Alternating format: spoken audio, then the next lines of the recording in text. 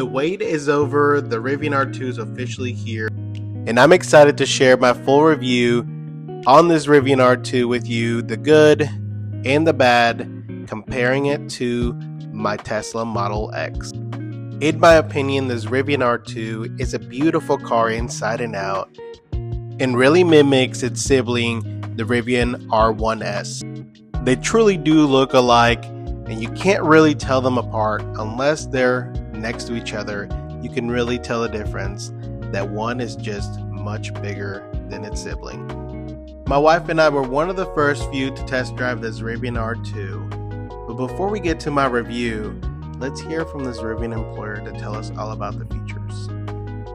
First thing I'll show you is this little four wheels right here. This is kind of like your home page, right? When you click on it, you have all the drive modes, and you can change the feel of the car and everything, right? I'm gonna turn this so you can hear. Okay, so the first thing you're gonna notice is this is the R2 Performance. So it has adaptive suspension, right?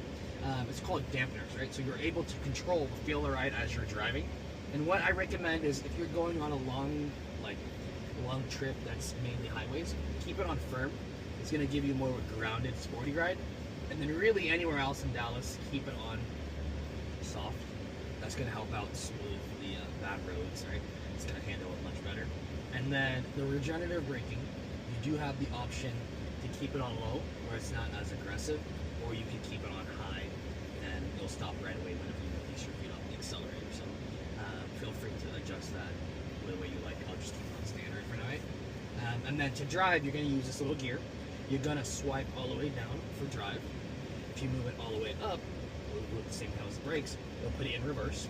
And then this little silver button right here is the park. Right? And then it does have what's called Autonomy Plus. So when you're on the highway, what you'll do is you'll hit this twice towards you, and do you see how it says adaptive cruise control? Mm-hmm. Instead, it's going to say universal hands-free mode. So if you want it to drive itself right, you just pull it twice towards you. It'll take full control. It'll speed up, slow down. It'll do curves, right? If you want to switch lanes, it'll touch the turning signal, whichever way you want to switch, and it'll switch over by itself. And then if you want to disable it, you just push the opposite direction once, or you hit the brakes and it'll disable it. Works great on the highways. On the main roads, it works great too. Only thing is, it won't stop for any traffic signs or stop signs or anything like that yet. Okay. So it's going to be fully autonomous, kind of like where your Tesla is now, end of next year. So end of next year, you'll be able to type in an address and just press start, and it'll come. Next thing I'll show you is your AC controls, right? You're going to use these little toggles to move the air vent where you like. Very similar, I'm sure.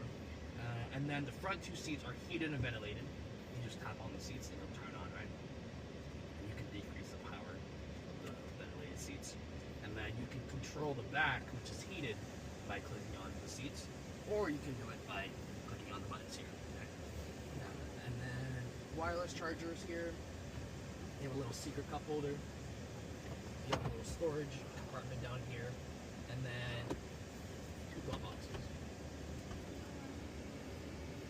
And then my favorite thing is you can open that back glass.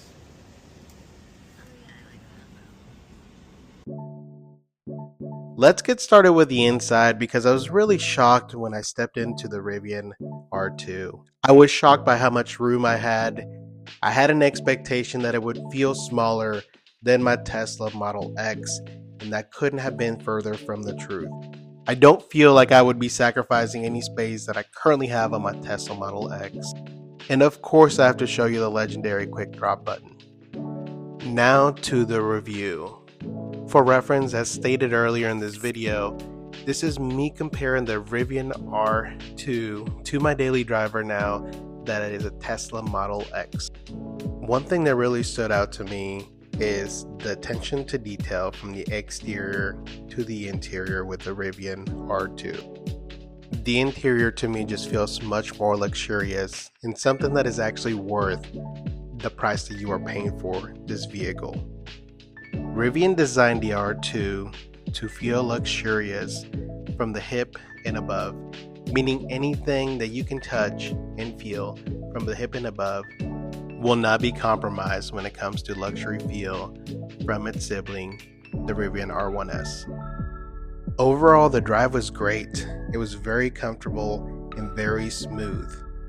The bumps along the road were hardly noticeable. It was overall an impressive drive. One thing to note if you're coming from a Tesla Model X as well, like I am, is that it sits higher, so therefore your ride just feels so much smoother.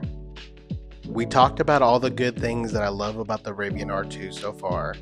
Now let's talk about the things that I think are an area of opportunity or something you should really consider if you are switching or thinking about switching to the R2. One of the biggest drawbacks for me, being a Tesla driver, is that the Rivian R2 does not have full self-driving yet. I say yet because, as you saw earlier in the video, it should be available or slated to be available in late next year.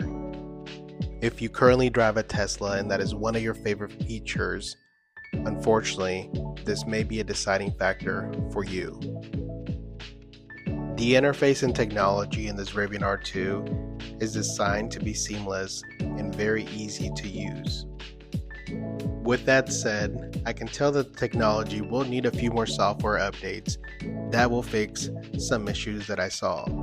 The biggest issue that I saw was the screen that pops up in your front display when you use your turn signal was lacking for me every single time that I used it, which I can see being a safety concern. Now, that's not to be alarmed.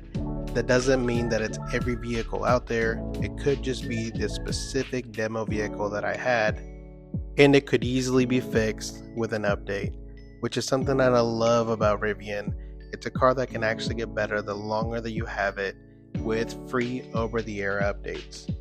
One honorable mention, and this is just me nitpicking, if you're a current Tesla owner that is considering switching from Tesla to a Rivian R2, it is worth noting that the acceleration does not feel like it does on your Tesla.